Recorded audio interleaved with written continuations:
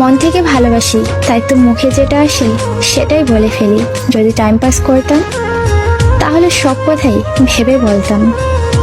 কাউকে একবার মন থেকে ভালোবেসে দেখো, তাকে ছাড়া বেঁচে থাকাটা কঠিন মনে হবে।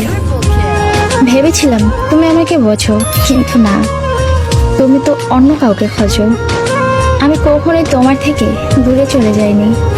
হঠাৎ কিছু তোমার এত আপন হয়ে গেল যে তাদের ভিড়ে তুমি আমাকেই ভুলে গেলে। কষ্ট পেয়েও যারা চুপচাপ থাকে তাদের যন্ত্রণাটা অনেক বেশি। অবহেলার আরেক নাম একটু পর কথা বলি, এখন ব্যস্ত। প্রয়োজনের চেয়ে অতিরিক্ত ভালোবাসা পেলেই মানুষ অবহেলা করতে শুরু করে।